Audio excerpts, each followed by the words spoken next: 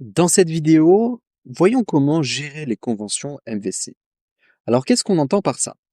En fait, par défaut, le MVC est géré d'une certaine manière en .NET.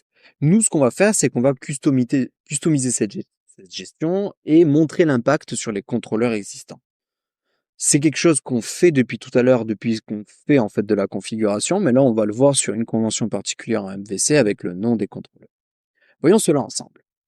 Actuellement, nous avons créé nos contrôleurs à chaque fois dans un dossier contrôleur et avec le nom project controller. Si par exemple, je modifie ce project controller et que je veux l'appeler différemment, par exemple CTRL, pour avoir un nom de contrôleur plus court, une méthode un petit peu différente parce que je veux m'organiser différemment dans mon entreprise, c'est ce qu'on demande, est-ce que ça fonctionnerait? Alors je peux essayer de lancer mon application, on va voir si mon application compile. Mon application là, elle a l'air de se lancer, hein. J'ai ma console qui s'est ouverte, donc ça m'a l'air OK. OK, ça a l'air de fonctionner. Maintenant, si j'essaye d'accéder à mon contrôleur project, j'y arrive pas. Si j'essaye même de taper project TTRL, j'y arrive pas non plus. Là, il y a rien qui fonctionne. Donc là, j'ai un problème, c'est, en fait, je suis obligé de respecter la convention de nommage de Microsoft, enfin en tout cas de .NET, qui y est de terminer par contrôleur. Mais ça, est-ce que c'est pas customisable? Mais en fait, si, c'est aussi customisable, et c'est un peu l'idée de cette formation, c'est de vous montrer que quasiment tout est customisable en .NET. À vous de choisir ce que vous avez envie ou non de customiser. Alors, pour ça, on a besoin d'utiliser ce qu'on appelle un contrôleur modèle convention. Donc, je vais me créer un dossier dans le dossier utils avec un nouveau dossier, contrôleur modèle convention, et je vais me créer une classe à l'intérieur que je vais appeler par exemple custom controller naming convention. Voilà. L'idée, c'est que cette classe, elle va hériter de e-controller modèle convention. Alors honnêtement, de façon professionnelle, avoir autant de configurations, c'est pas toujours le cas, c'est même assez rare. Généralement, hein, on configure ce qui est intéressant. Typiquement, configurer le nom de contrôleur, c'est pas quelque chose qu'on fait régulièrement. Mais c'est intéressant de savoir que tout est faisable parce que parfois, par manque de connaissances, on ne fait pas certaines choses qui seraient intéressantes et qui seraient même extrêmement pratiques. Par exemple, on a vu tout à l'heure déplacer les view components. Parfois, on s'oblige à utiliser une méthode qui ne nous va pas. Donc, s'il y a quelque chose qui ne nous va pas en .NET, il ne faut pas hésiter à essayer d'aller checker la doc parce qu'il y a toujours des choses qui existent. .NET est vraiment très customisable.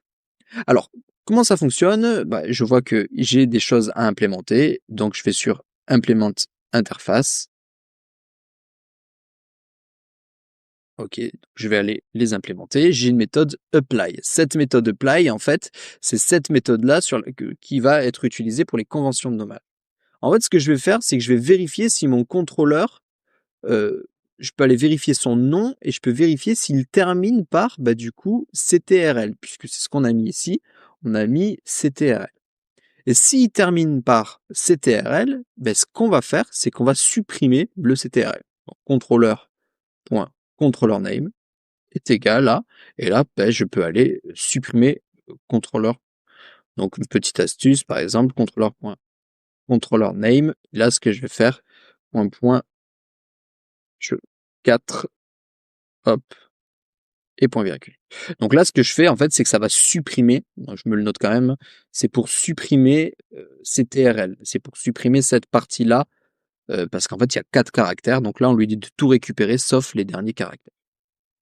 Ça me permet donc de récupérer le nom du contrôleur, et donc de récupérer projects. Et là, ça va être bon, parce qu'en fait, sinon, il va chercher au mauvais endroit. Donc là, maintenant que j'ai créé cette classe, on commence à avoir l'habitude, il faut l'ajouter à mon programme.cs. Et cette classe-là, il va nous falloir l'ajouter en fait à notre add controller with views, ici.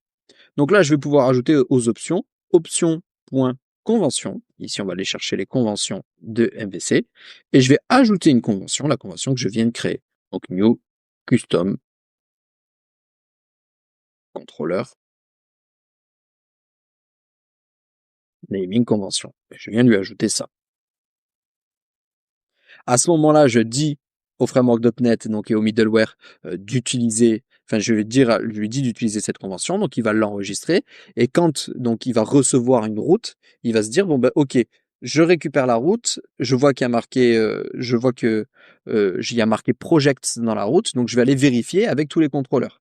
Par défaut, il enlève contrôleur, donc il vérifie ads, catégorie, et cetera. Étant donné que là, ça s'appelle project CTRL, ben, il va pas pouvoir le trouver. Là, on va lui enlever project CTRL. Donc là, mon application se lance, je clique sur mes projets, et ici, ça fonctionne. Mon projet s'appelle Project CT, enfin mon contrôleur s'appelle Project CTRL, mais pourtant, je peux accéder à mon contrôleur, même si la convention de nommage est différente. Et vous voyez que là, en fait, on ajoute une convention de nommage, ce qui fait que la convention de nommage qui était là de base, ben, elle fonctionne aussi. Donc voilà pour la configuration de notre application. On a créé un dossier utile, c'est avec un nombre important de configurations qui nous permettent d'aller customiser le fonctionnement de notre application. On va aller modifier où est-ce qu'on trouve les vues, on va aller modifier le template, enfin en tout cas les conventions de nommage de nos différents éléments. On va pouvoir modifier, on va pouvoir ajouter en tout cas des différents fonctionnements, c'est-à-dire qu'en fait on s'est rendu compte qu'on avait par exemple comme ici des filtres, on avait des différents tag helpers dans le Razor. Bien, tout ça, c'est configurable et surtout, on peut créer les nôtres qui nous seront très utiles parce qu'en fait, on va pouvoir les adapter au fonctionnement de notre application.